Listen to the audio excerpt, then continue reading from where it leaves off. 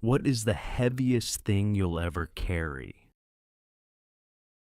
Not a mortgage, not a failed marriage, not a career that went completely sideways. It's a phone in your pocket that you keep meaning to use and never do. A contact saved as dad. Last call 8 months ago.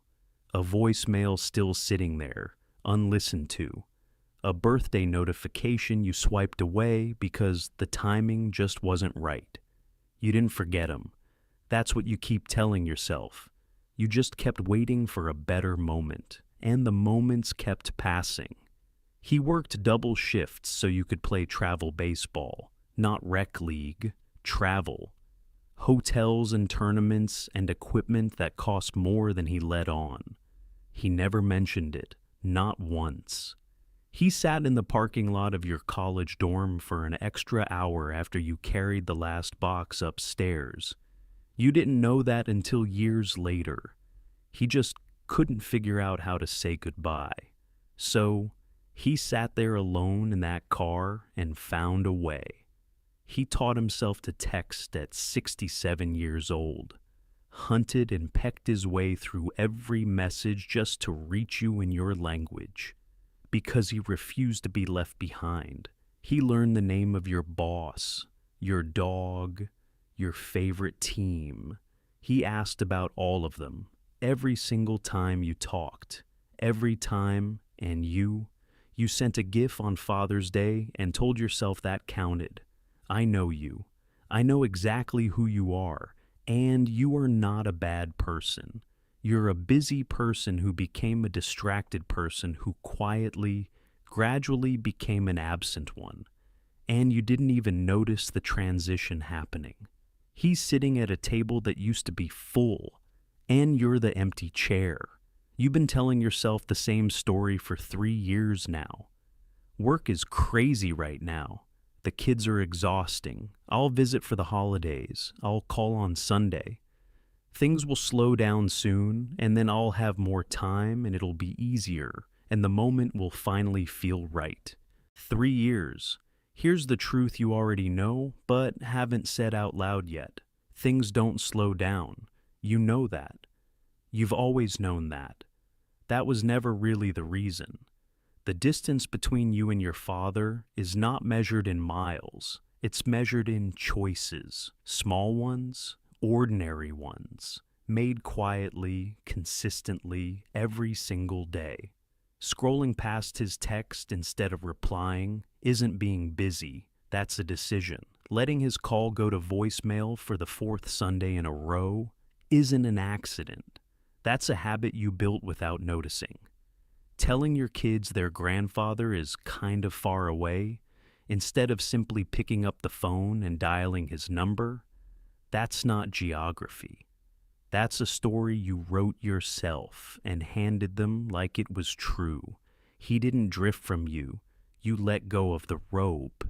And the worst part, the part that should keep you up at night, he's still holding his end. Here's what you've been doing, and I need you to sit with this one for a moment. You've been building a version of your father inside your head. A version assembled from old arguments, old disappointments, old tensions from a house you walked out of 20 years ago. And you've been treating that version like the real man, like nothing has moved, like time stopped the day you left, and everyone inside that house just froze in place and waited. He's not the same person he was in 1998. You know that intellectually. But you haven't let yourself feel it yet, and neither are you.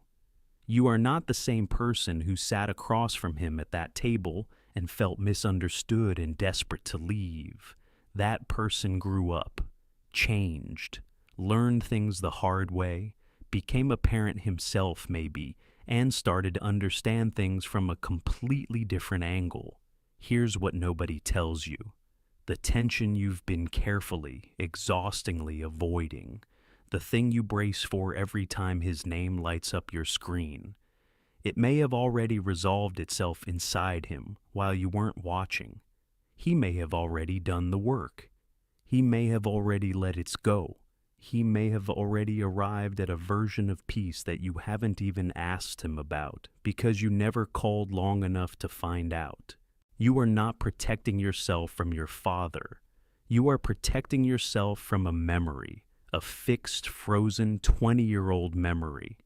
And in doing so, you are abandoning a living, breathing, real man who has very likely already forgiven things you haven't even had the courage to apologize for yet.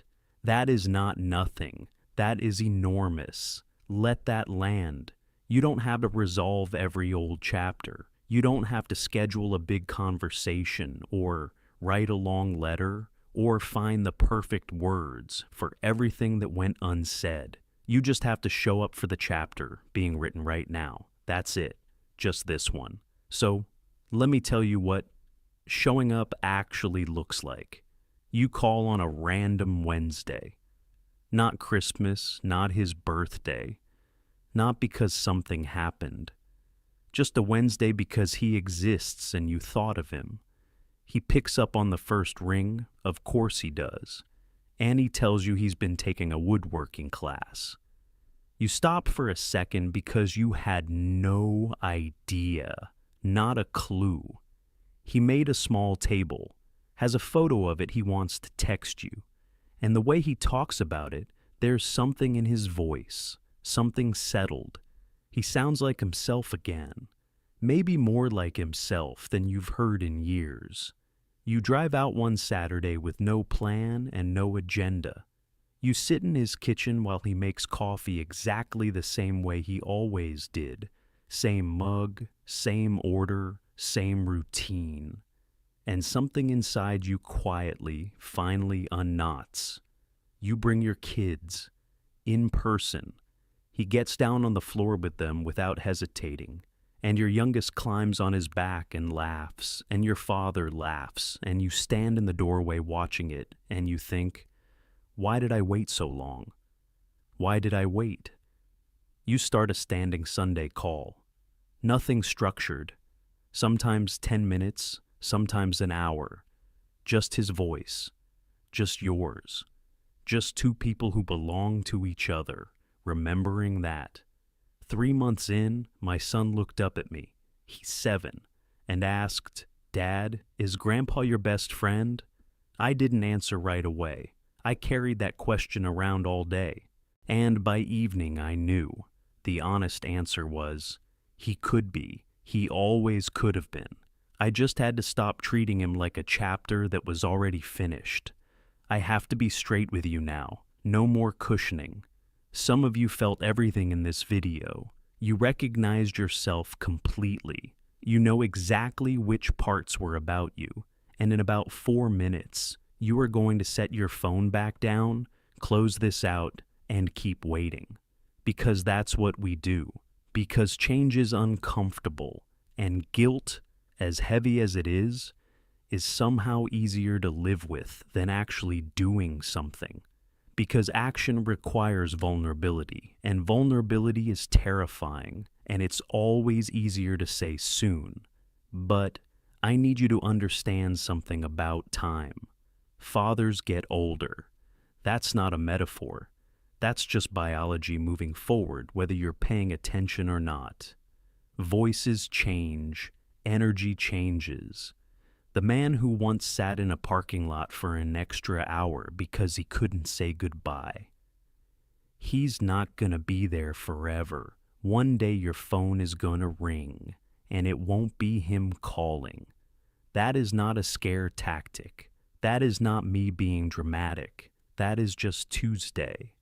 That is just how time works for every single person on this earth, and you are not the exception. So, here is what I'm asking you to do. Not a grand gesture, not a planned visit with a prepared speech and a perfect moment you've scripted in your head. Not a letter with all the right words finally lined up. Call him today. Not after you finish one more thing. Not tonight when the kids are in bed. Now. Right now, when it's uncomfortable and imperfect and you don't quite know what you're going to say. Ask him what he's been up to, and then actually listen to the answer. Let him talk about something you have absolutely no interest in for 5 full minutes, and care about it anyway. Care about it because he is the reason you are here. That's reason enough. His door has always been unlocked. Every single day you've been away, it has been unlocked. That has never changed. The only question is whether you're going to keep standing on the other side of it, telling yourself you'll go in soon. Soon is not a plan. Soon is how years disappear. Call 'em. God could not be everywhere, and therefore he made mothers. Rudyard Kipling. Everything I am or ever hope to be, I owe to my angel mother, Abraham Lincoln. If you want others to be happy, practice compassion. If you want to be happy, practice compassion. Dalai Lama.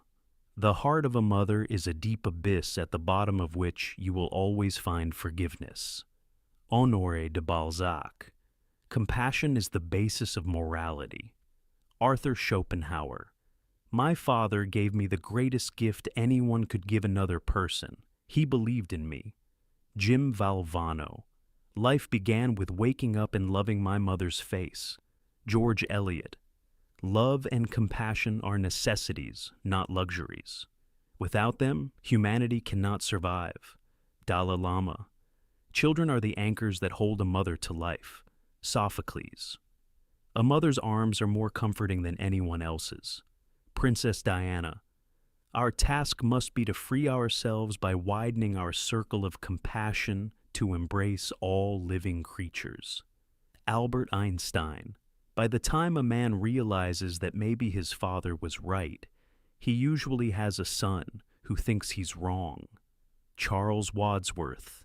A mother is she who can take the place of all others, but whose place no one else can take. Cardinal Mermillod. I cannot think of any need in childhood as strong as the need for a father's protection. Sigmund Freud. The purpose of human life is to serve and to show compassion and the will to help others. Albert Schweitzer. The greatest thing a father can do for his children is to love their mother. Anjaneth Garcia. Untalin biology is the least of what makes someone a mother. Oprah Winfrey. We never know the love of a parent till we become parents ourselves. Henry Ward. Beecher. Only the weak are cruel. Gentleness can only be expected from the strong. Leo Buscaglia. Behind every young child who believes in himself is a parent who believed first. Matthew Jacobson. There is no such thing as a perfect parent, so just be a real one. Sue Atkins. Compassion is a muscle that gets stronger with use. Mahatma Gandhi. Motherhood. All love begins and ends there. Robert Browning. The influence of a mother in the lives of her children is beyond calculation. James E. Faust. True compassion is more than just flinging a coin to a beggar. It comes to see that an edifice which produces beggars needs restructuring. Martin Luther King, Jr. A good father is one of the most unsung, unpraised, unnoticed, and yet one of the most valuable assets in our society. Billy Graham. Parents are the ultimate role models for children. Every word, movement, and action has an effect. Bob Keeshan. A mother's love is the fuel that enables a normal human being to do the impossible. Marion C. Garretti. Until he extends the circle of his compassion to all living things, man will not himself find peace. Albert Schweitzer. The best inheritance a parent can give his children is a few minutes of his time each day. O. A. Batista. Mother is the name for God in the lips and hearts of little children. William Makepeace Thackeray. If your compassion does not include yourself, it is incomplete. Jack Cornfield. Parents can only give good advice or put them on the right paths, but the final forming of a person's character lies in their own hands. Anne Frank. My mother was my role model before I even knew what that word was. Lisa Leslie. When you look into your mother's eyes, you know that is the purest love you can find on this earth. Mitch Albom. Compassion is an unstable emotion. It needs to be translated into action, or it withers. Susan Sontag. A father is a man who expects his son to be as good a man as he meant to be. Frank A. Clark. To a father growing old, nothing is dearer than a daughter. Euripides. One's life has value so long as one attributes value to the life of others by means of love, friendship, indignation, and compassion. Simone de Beauvoir. No matter how far we come, our parents are always in us. Brad Meltzer. I've learned that regardless of your relationship with your parents, you'll miss them when they're gone from your life. Maya Angelou. A mother understands what a child does not say. Jewish proverb. Compassion is the ultimate and most meaningful embodiment of emotional maturity. Arthur J. Miller. Parents wonder why the streams are bitter when they themselves have poisoned the fountain. John Locke. We may not be able to prepare the future for our children, but we can at least prepare our children for the future. Franklin D. Roosevelt. Compassion for others begins with kindness to ourselves. Pema Chodron. There is no friendship, no love like that of the parent for the child. Henry Ward Beecher. Don't worry that children never listen to you. Worry that they are always watching you. Robert Fulghum. My father didn't tell me how to live. He lived and let me watch him do it. Clarence Buddington Kelland.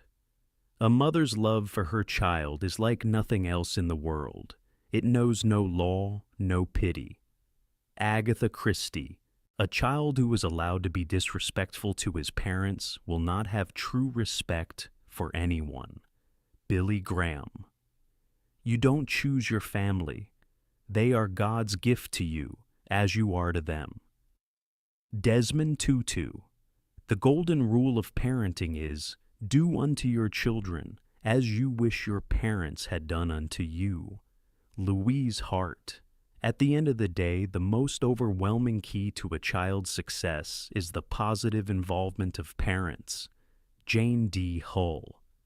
Compassion is not a relationship between the healer and the wounded. It's a relationship between equals. Pema Chodron. My parents are my backbone. They're the only group that will support you if you score 0 or you score 40. Kobe Bryant. The way we talk to our children becomes their inner voice. Peggy O'Mara. A father is the one friend upon whom we can always rely. Emile Gaborio. Compassion automatically invites you to relate to people because you no longer regard people as a drain on your energy. Chogyam Trungpa. Successful mothers are not the ones that have never struggled. They are the ones that never give up despite the struggles. Sharon Janes. Parents are like God because you want to know they're out there, and you want them to think well of you, but you really only call when you need something. Chuck Palahniuk. The best way to keep children at home is to make the home atmosphere pleasant. Dorothy Parker. The depth of the love of parents for their children cannot be measured. James E. Faust. Man may dismiss compassion from his heart, but God never will. William Cowper. Children begin by loving their parents. As they grow older, they judge them. Sometimes they forgive them. Oscar Wilde. A mother is the truest friend we have. Washington Irving. The highest form of knowledge is empathy. Bill Bullard. My father was my teacher, but most importantly, he was a great dad. Beau Bridges. There is an enduring tenderness in the love of a mother to a son that transcends all other affections of the heart. Washington Irving. Compassion is the keen awareness of the interdependence of all things. Thomas Merton. The voice of parents is the voice of gods, for to their children they are heaven's lieutenants. William Shakespeare.